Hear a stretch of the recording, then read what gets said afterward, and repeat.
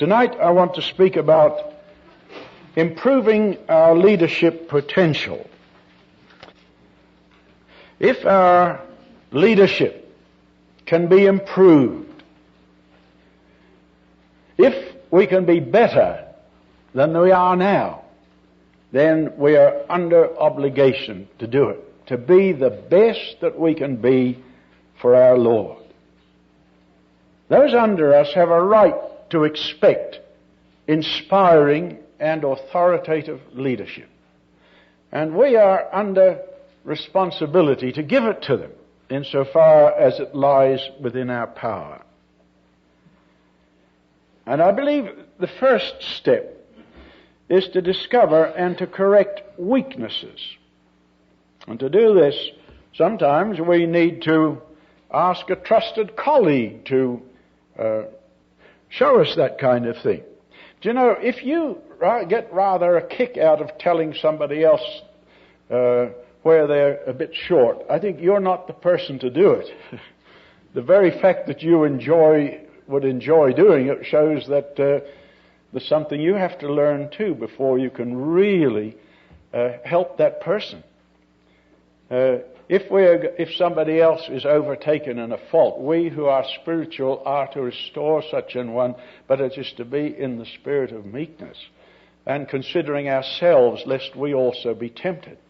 So the way in which we show somebody else something that may be less than ideal is very important.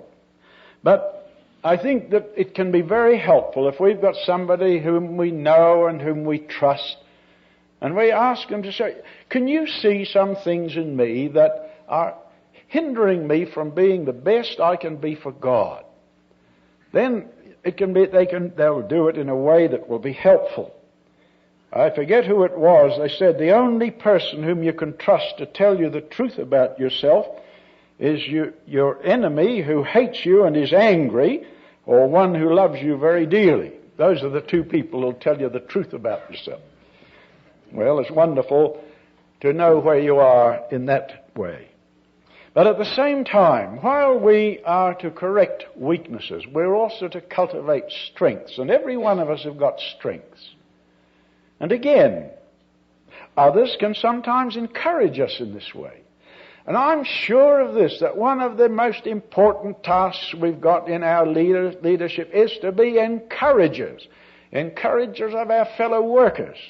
Encouragers of those under us. Encouragers of those over us. Let us be like Barnabas, a son of encouragement. Wonderful to have men like that around and women like that around, where after you've been in their company, you go away and you feel strengthened. And that's what encouragement does. Now, there are strengths that we can cultivate. And there are ways in which we can strengthen ourselves for our work. Have you ever heard about Demosthenes, the great Greek orator? The first time Demosthenes appeared on the stage, he was hissed off because he had a stammer. He had a weak and rather raucous voice. He used to make all kinds of grimaces as he spoke. He had an ugly hitching of his shoulder, and every now and again, and altogether he was a poor type. And so they hissed him off the platform. But as he went away, he turned around and he said, "You'll hear me yet." Well, the time went by. When Demosthenes went home, he shaved half his head. Right down there. Well, that saved him from going out into company. You're not very welcome when you've only got half your hair on. And so he was able to give himself to practicing his elocution. So he started, and he'd do his elocution in front of a mirror, and he'd watch the faces that he made and try to correct it. And then his stammer, how could he correct that? He used to practice his elocution with pebbles in his mouth, and that helped him to overcome his stammer. Then his voice was weak. How did he overcome that? Well, he'd go down to the shores of the Aegean Sea, and he'd compete with the waves until his voice grew stronger. And then this hitching of the shoulder, how could he get over that? Well, that was quite simple. He just suspended a sword from the ceiling with the sharp point on his shoulder, and he lost all desire to hitch.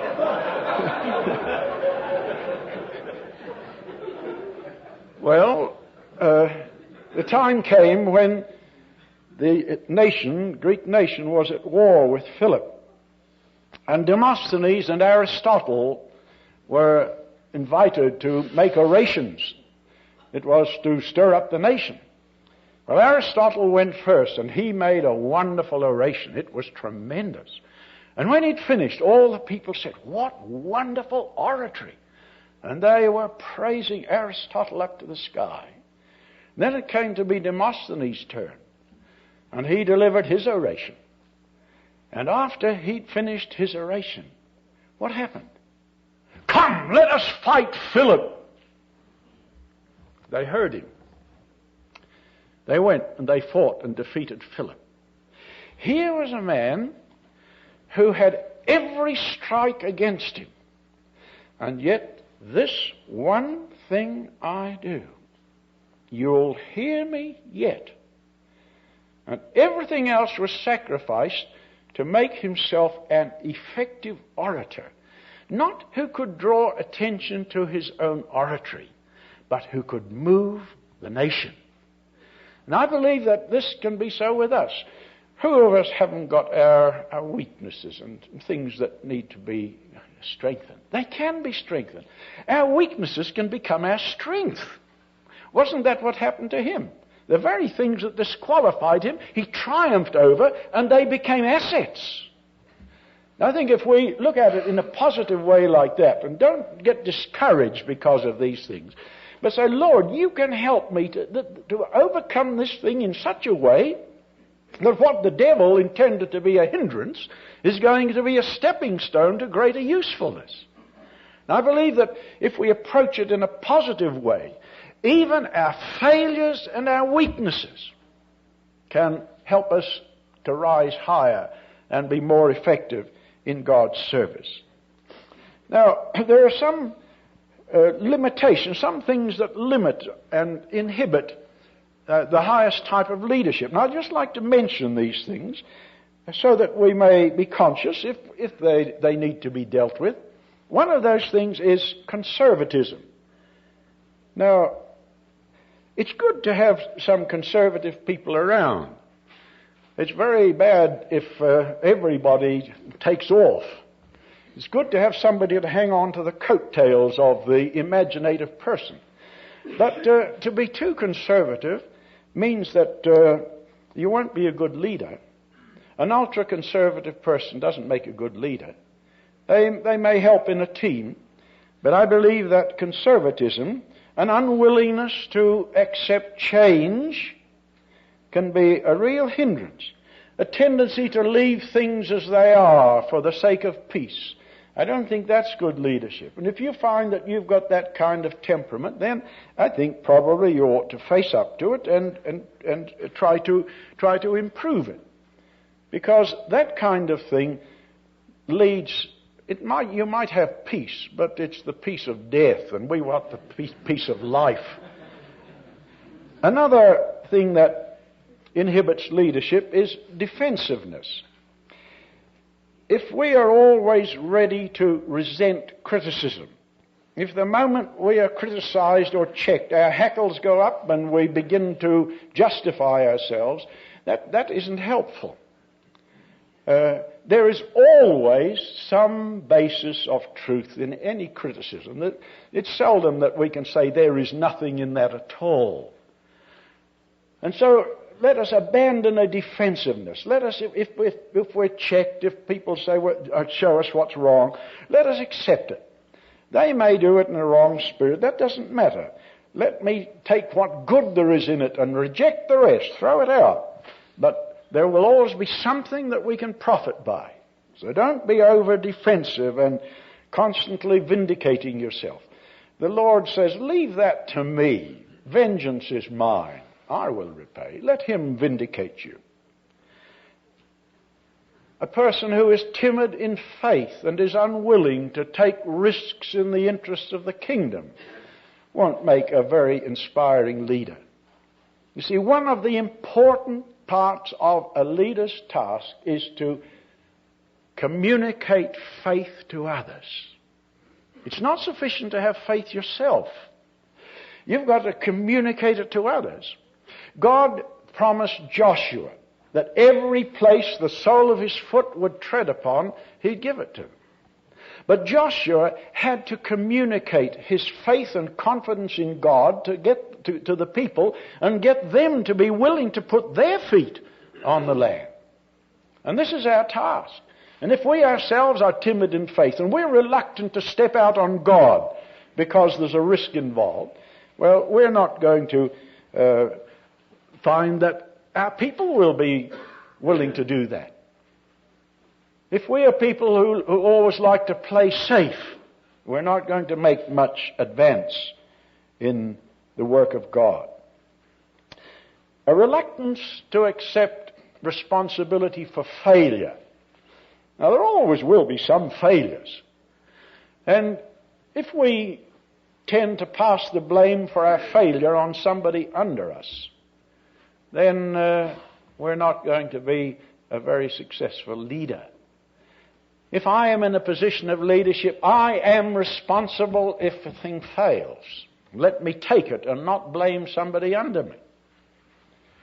I was just reading just a day or two ago about Churchill. How when, even although it was not his responsibility at all, it wasn't what he did, he took the whole responsibility for the failure of one tremendous thing. You know, that does a tremendous amount to people who are under you. If they say, he's not going to shuffle the blame onto me. Well, he could have done it rightfully, but he didn't. He took the responsibility. That's my responsibility. It's my failure in leadership. Well, I'm sure that attitude will cultivate confidence. Another thing that inhibits leadership is perfectionism. You say, well, shouldn't we aim at being perfect? I think we should aim at excellence. But the perfectionist, a person who must have everything done perfectly, a person who sets impossible standards and then kicks themselves afterwards because they haven't attained to them, is not going to be a helpful leader. Perfectionism it has its value, and certainly the person who does things thoroughly is a person to be admired. But I don't think it helps in good leadership to be that type, to set impossible goals and then create a sense of guilt when those goals are not attained. We've got to come to terms with the possible. Now, I'm not talking about that God can't do the impossible. You know what I mean. I think we need to set reasonable things and things that are reasonably attainable. But if we make impossible demands, then we're going to discourage those with whom we are working. Another thing that makes leadership less than is desirable is if we cannot keep a confidence, or if our wives or husbands can't keep a confidence. Many men never attain the highest leadership because their wives can't keep a confidence. And the same refers to men. Keeping a confidence is one of the most important things, especially in the kind of thing that you and I are in touch with in connection with other people. When we gain their confidence and they open their hearts and then they tell us things that are very intimate, and then somehow or afterwards it comes back to them through another channel, we've lost our influence over that person. And it can have a tremendous effect. My wife used to say to me, dear, if you've got something that you don't want other people to know, don't tell me, and then nobody can winkle it out of me. Isn't it true that in groups like ours, you want to know things, you're interested in each other, and there are ways of asking questions that if you say yes, you answer it, and if you say no, you answer it. You just can't get out of it. So she said, don't tell me, and then nobody can get it out of me. Well, I think that's good. I told her everything I could, and everything she was trustworthy, but even then, I didn't tell her everything, and she didn't want me to. But keep her confidence. Never let it out. And then you'll find people will trust you. They'll say, I know that I can open my heart, and it's safe. Procrastination, in the vain hope that the problem will just go away. It doesn't. It gets bigger. A leader who procrastinates will soon cease to be a leader. He's not a real leader. Yes? To procrastinate, put off doing it. Yeah, to put off doing it. I think that leads to mediocre leadership. Putting off decisions. Delay doesn't solve anything, or very rarely solves it. All it does is to make the situation a bit worse. One other thing, and that is a tendency to sacrifice depth for area. That was a statement that was made to me when I was a young man that I found very helpful. Dr. Graham Scroggie, the Bible teacher, was in our city for several months. And I saw quite a lot of him, and he apparently saw... Yes? A tendency to sacrifice depth for area. Area, A-R-E-A. Yes, I'll explain it in a moment. He said to me, Sanders, never sacrifice depth for area. Now what he meant was this. Don't spread yourself so wide that your work will be shallow. You see, if instead of spreading yourself wide, you confine yourself to a narrow channel, it'll go down deeper. And he saw that I was spreading too widely. And there wasn't depth in what I was doing. It was shallow. And so that word came to me as a real challenge. Don't sacrifice depth for area. In other words, don't take on so much that what you do won't be well and deeply done. I think that is something that in your type of work where there's so many things you could do, sometimes you do better work by doing less rather than more, because the thing can go deeper. Now in that 8th verse that we read in Romans chapter 12, by the way, in chapter 12 and verse 1, you have the aorist tense in the Greek, the aorist tense of consecration. It says, I beseech you therefore, brethren, by the mercies of God, that ye present your bodies. This is a crisis act. It's the aorist tense that means something that's done now once and for all. By this critical act, present your bodies a living sacrifice. Now, after that, there are 36 present tenses in this 12th chapter of Romans. 36 of them, and each one of them is Paul is saying, these are the things that should flow out of that great act of consecration. It should be expressed in this way. And if you go through, I think you'll find it correct. You'll find there are 36 different things that he says.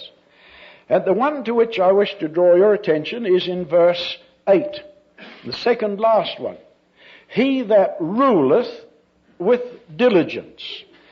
Now, that's the King James Version. The New English Bible puts it this way. If you are a leader, exert yourself to lead. If you are a leader, exert yourself to lead. William Barclay, in his translation, says, if called on to supply leadership, do it with zeal. And that's the word we were thinking of the other day. If God is calling me to leadership, then exert myself. No foot dragging, no laziness, no self-indulgence. Exert yourself to lead. Put something into it. It's quite easy for a person who's elected to a place of leadership just to coast along. You have been elected leader, all right, there we are. The rest of the people do the work. Not so. Exert yourself. If you're called to leadership, put everything you've got into it. Do it with zeal. And that is going to make all the difference to the people among whom you work. So we need to ask ourselves, is this our type of leadership? Are we really exerting ourselves to do it? Is there intensity in it? I didn't say is there tension in it. There's a tension that's wrong, but there's an intensity that is good. And it doesn't harm the person either who's got the intensity. Sometimes we're afraid of being too intense. Well, the right kind of intensity doesn't harm the person, but it does a great deal to the work. You remember that the Lord Jesus was always zealous. He was always zealous. There was never a time when he wasn't zealous. And his friends misunderstood him. They said, why, he's beside himself. He's lost his senses. His enemy says he's got a devil.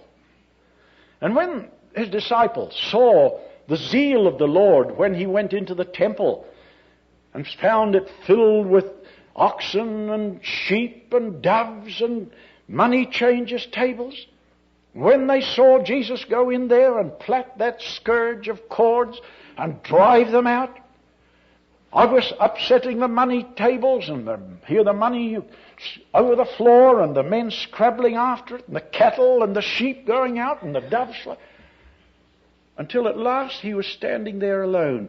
The disciples couldn't understand it. They couldn't believe that this was the same person. Gentle Jesus, meek and mild. Not much meek and mild about that, was there? And what does it say?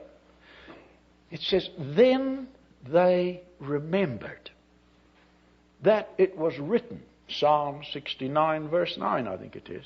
It was written, the zeal for thy house shall consume me. Well, here was the Lord, full of zeal.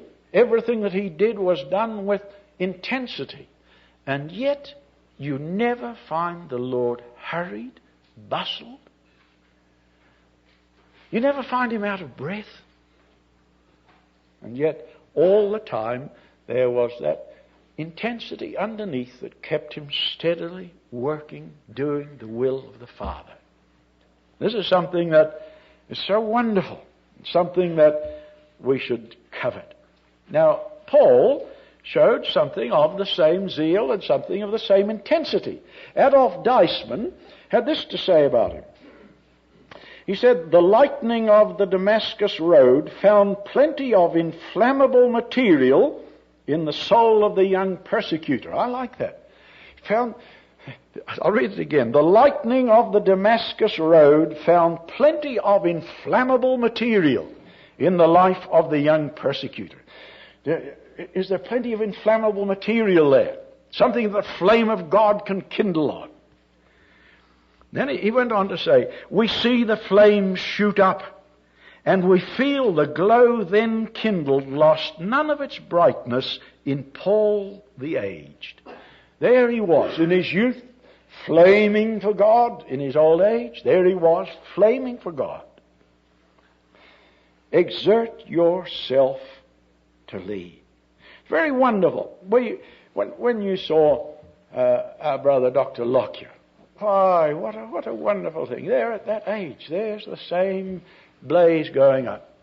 Dr. Canon Nash in Melbourne was the founder and the principal of the Melbourne Bible Institute. Mr. Nash told me when he was 80, he said, the Lord has given, he retired at 70, and then at 80 he felt that God had still had something for him, and he said to me, the Lord gave me the assurance that I was to have 10 more years of fruitful service. That was at 80. Now, he was 91 at the time I'm speaking. I was taking a meeting, a missionary meeting at a large convention in Melbourne, and quite a considerable number of young people had come forward to offer their their lives for missionary service. And the old man was sitting behind me. He was very frail.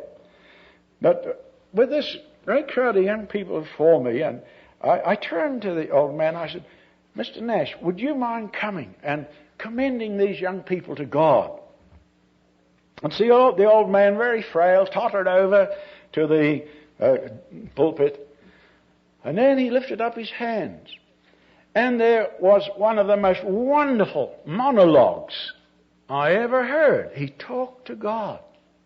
It was just as though God was there. He lifted that whole congregation. I'll guarantee those young people will never forget it to the end of their life. My wife said to me afterwards, I was scared to look at him. I thought he'd take off.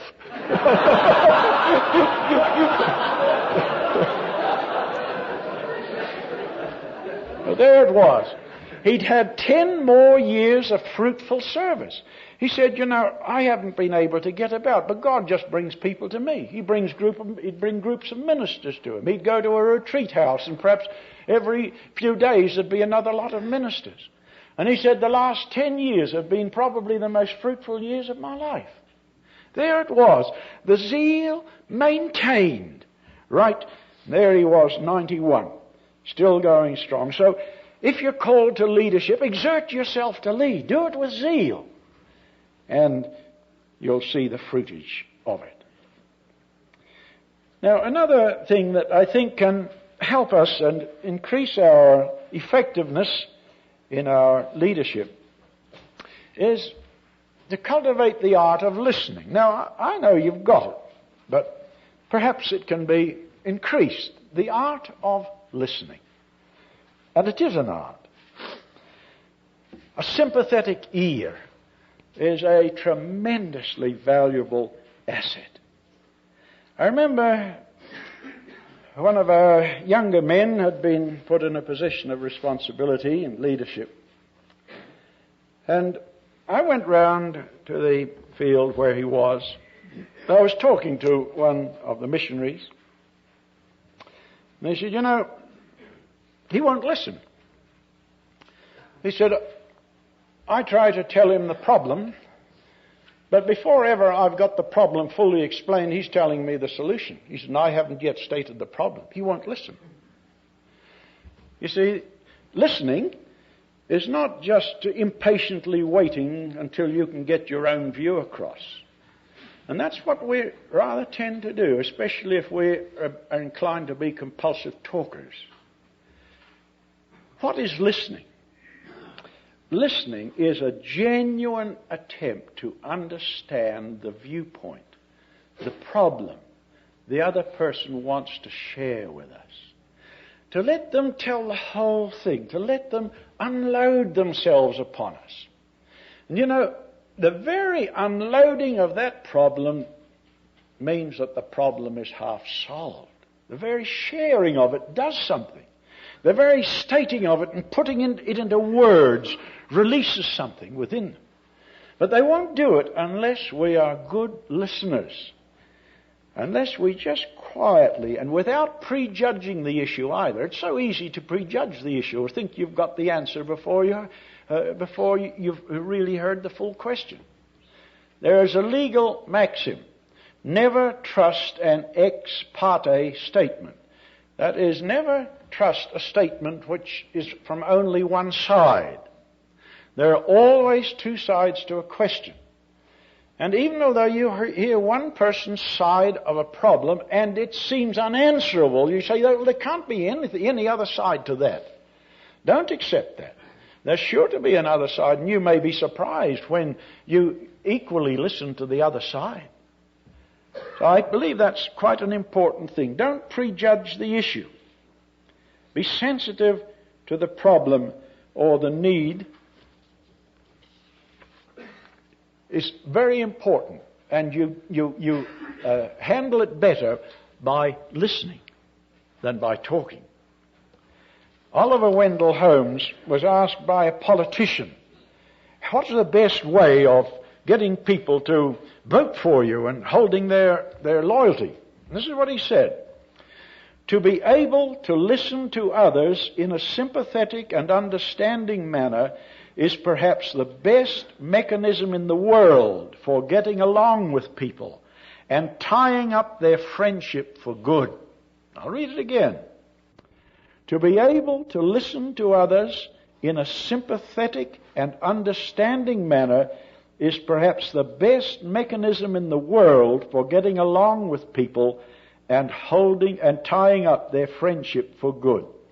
He said, too few people try the white magic of being good listeners. Too many people. Too few people try the white magic of being good listeners. Now, here's something worth practicing. I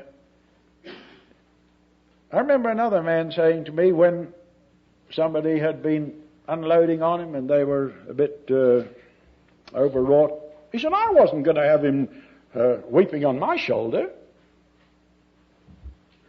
I said, well, brother, that's exactly what your shoulder's for. That's what our shoulders are for. If they can't weep on our shoulder, whose shoulder can they weep on? My colleague in Singapore used to have 2 extra handkerchiefs in his drawer. When somebody came in, and they're burdened and problems there, you know how easy it is perhaps for the tears to trickle. He'd just slip out a handkerchief and there it was. And, just the very thoughtfulness of it immediately it established rapport and confidence. There was nothing to it, but there was a tremendous amount to it. Sympathetic understanding. And this is the thing that helps to bind others to you and enables you to help solve their problems. 100 years ago, Hudson Taylor wrote a letter to Benjamin Broomhall, who was the secretary of the China Inland Mission. It was in 1879, just over 100 years ago. Now, he was a simple and yet a very astute man. People who met him, they just couldn't understand how he was able to do what he did, because he was such a simple, uncomplicated man. And yet, he had the gift of saying tremendously significant things in deceptively simple language. And you'll find that if you read through his books, some of his statements, they're so simple and yet they're so profound. He was 100 years often ahead of his time. And one of the things which he stated, I believe, can be a very, very helpful thing for us as we contemplate our leadership. I'll read it over, and I'll be going over it in detail, so you'll be able to take it down if you want to. But let me read it over first. He said, he was speaking about the responsibilities of leadership. He said, the all-important thing is to improve the character of the work, to deepen the piety, devotion, and success of the workers, to remove stones of stumbling, if possible, to oil wheels when they stick, to amend what is defective, to supplement what is lacking. And then he said, this is no easy matter where suitable men are wanting, or only in the course of formation, that I may be used of God at least in some measure, is my prayer. Now, that sounds very simple. And yet, when you analyze it, you find that it covers practically the whole area of leadership. We'll take it first. The first one. To improve the character of the work. Well, that deals with the administrative realm, doesn't it? What is the responsibility of the administrator? To improve the quality of the work. To discover which departments are functioning well and the ones that are not functioning well. To find out which areas are less than the optimum and to correct them. Sometimes this will involve drawing up better job descriptions. Although it's rather interesting that the New Testament has got very few job descriptions in it. But if we do have them, let them be the very best possible. And also, another of the important things in the administrative side is to see that the lines of communication are clear, so that there's no lack of communication. It's a lack of communication that creates more problems than practically any other thing. Right decisions may be made, but if they're not communicated, they might just as well not have been made. So see that the lines of communication are clear. And that is to improve the character of the work. Well, you go back and say, now how can I improve the character of the work that's under my hand? Are there things that I can do to improve it in the administrative realm? That's the first one. Now what's the next one? To deepen the devotion, the piety, the devotion and success of the workers. Now this has to do with the spiritual tone of the organization, the piety, the devotion, and the success of the workers. Well, who is responsible for the spiritual tone of an organization? The leadership. And each of us in the area of leadership in which we are responsible. The tone of the organization will be taken from its leaders. It doesn't come from the bottom up. It goes from the top down. And so this is the responsibility of leadership. The tone of any organization is largely a reflection of the leadership. If the leadership is spiritual, if they are devout, then it will rub off, it will be seen in those who are under them. And also, if the leader can help the worker to be more successful in what they're doing, can show ways in which their work can be meet with more success, what are you doing? You're encouraging that person, you're helping them in succeeding in their task. And of course that brings job satisfaction. The third thing is to remove stones of stumbling, if possible. Well, Hudson Taylor put the if possible in there. Sometimes there are stones of stumbling that are very difficult to remove. But this third point, deals with the morale of the group. When there are stones of stumbling blocks in the road, when there are situations that are not dealt with by the leadership, then morale tends to sink. Where there are situations that need to be handled and those who are being affected by it find that the leadership do nothing about it, or nothing seems to happen and the thing's there for a week and month and nothing done, morale goes down. Well, here he says it's the responsibility of the leadership to remove stumbling blocks wherever possible. Take them out of the road. Don't allow things to drift. When something requires attention, let it be done quickly. If a person is delinquent, then let the matter be dealt with quickly and not let the situation deteriorate. Of course, everything and everyone who has to be dealt with has to be dealt with in love. That's taken for granted. It's to be done in love and in consideration. But I don't believe that we should sacrifice the work of God merely for the sake of maintaining peace. The work of God is more important than any individual worker. It's more important than me. The work of God is the important thing. And I think we have to remember that in our leadership. It won't make us hard, but it will make us realize that we have a responsibility to God first, and to our fellow members next. Then the fourth one. Fourth one was to oil the wheels when they are sticking. This has to do with personnel relationships. Sometimes Needs a good lot of oil, doesn't it, when the wheels stick? When personal relationships become abrasive, then's the time when we need the oil can. And the trouble is sometimes the temptation is to use the acid bottle, but it doesn't produce the effect.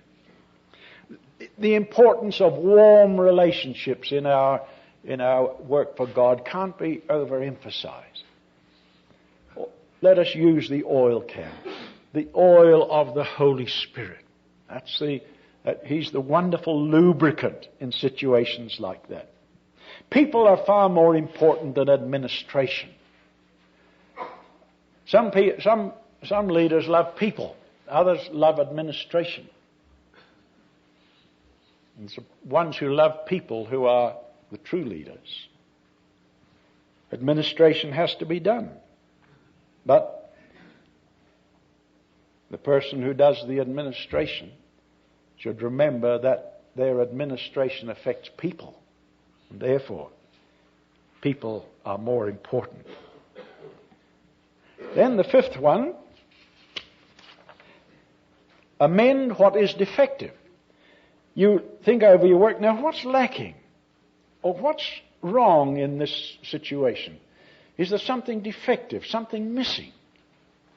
What is it? All right, if you find that something is missing, you'll attend to it. This is problem solving. And that is one of the functions of a leader, isn't it? To solve problems. I came to the conclusion, after a rather heavy time, that 95% of missionary work is solving problems. And you think it over. It's an amazing thing. It isn't preaching the gospel that's the only problem. 95% of it is solving problems. You've got the problems connected with the country in which you live, the politics of it. You've got your financial problems. You've got your personnel problems. You've got your language problems. All these things. You're surrounded by all kinds of problems. And the leader is the person who finally is responsible for solving those problems. I remember seeing an advertisement, wanted, missionaries who will solve and not create problems. I think that'd be good up here.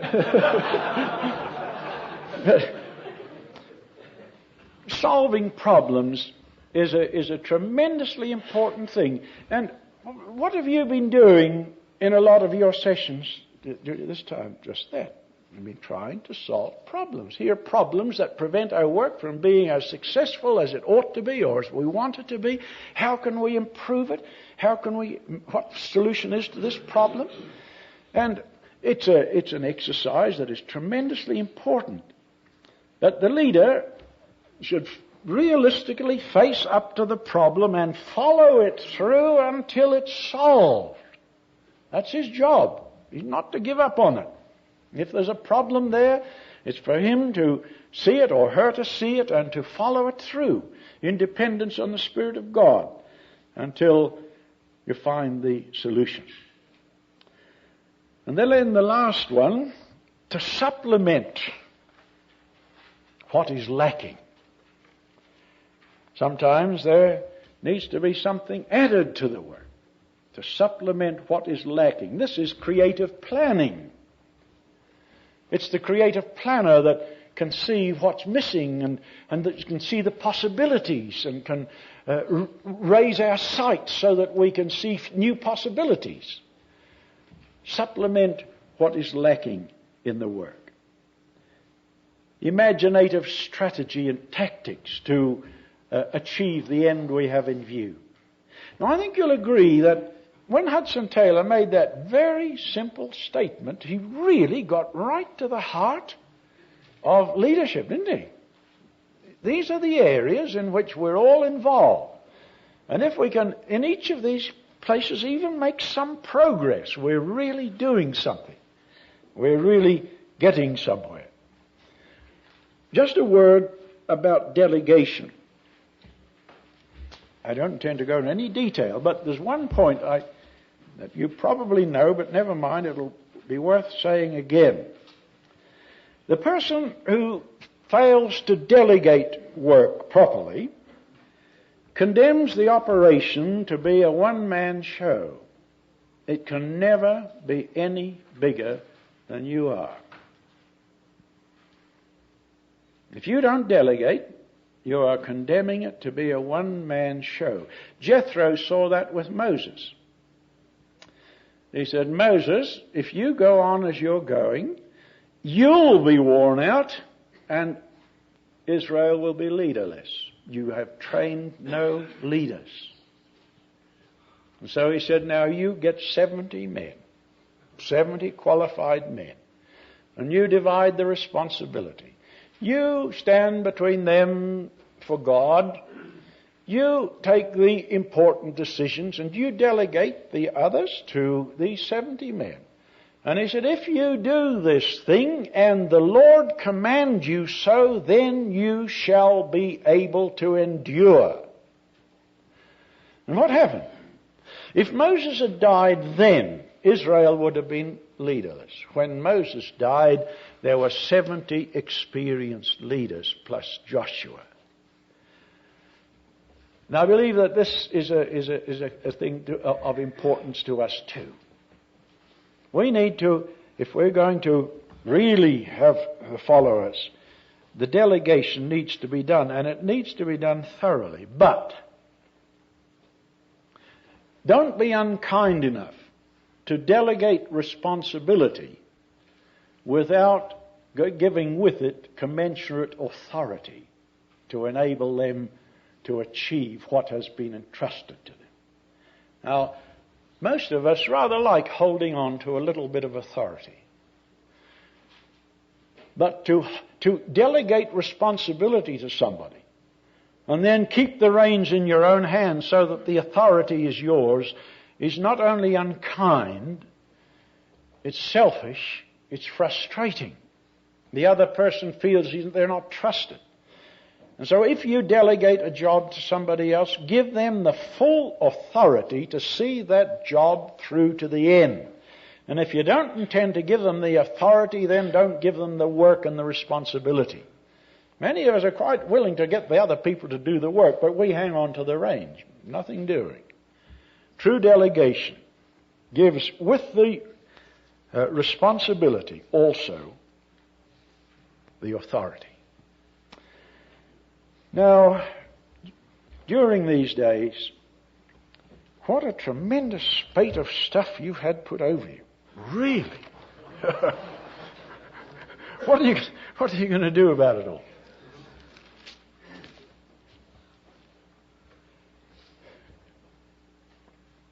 Any of you felt a bit overwhelmed? Have you, anybody you felt how adequate I am? Well, some years ago, a good many years ago, I was going to one of our fields where the work was tremendously difficult, where the workers had had very little encouragement. It was a Muslim field. And, the going had been rough. And the missionaries were pretty discouraged.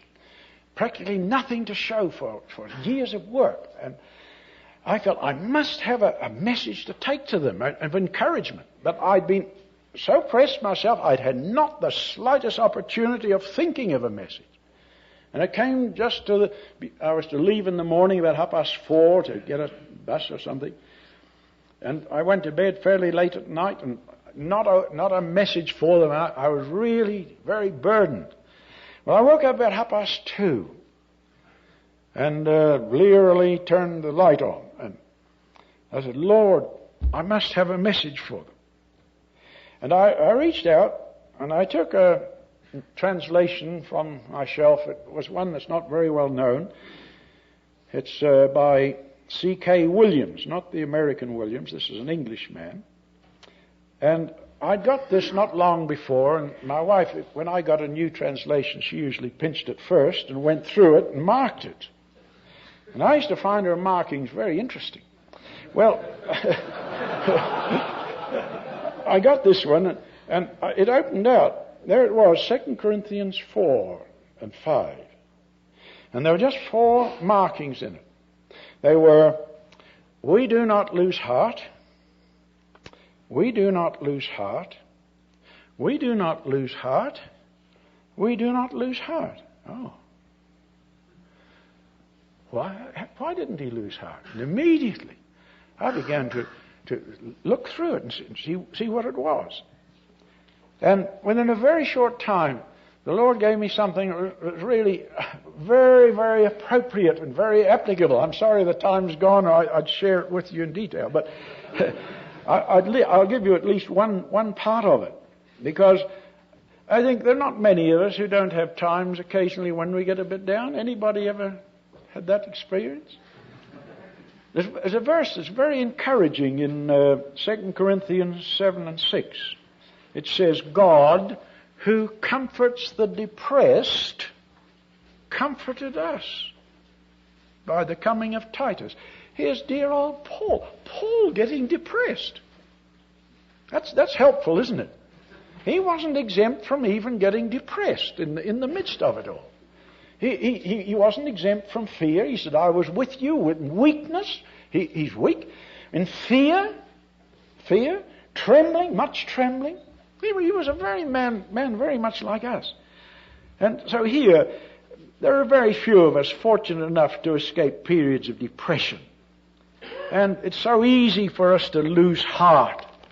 But in this passage, there are 4 different things he says as a reason why he doesn't lose heart. And the first one, you'll find in chapter 4, 2 Corinthians 4 and verse 1. It says, therefore, having this ministry by the mercy of God, we do not lose heart. Why didn't he lose heart? Because he was entrusted with a ministry. What ministry was it? Well, you read it in its context. And you'll find there the ministry it was. The ministry of the new covenant.